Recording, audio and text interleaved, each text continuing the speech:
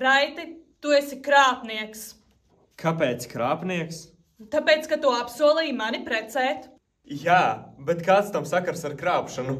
Tāds, ka izrādās, tu vēl 9 meitenēm esi apsolījis viņas precēt. Nu un tad? Kā nu un tad?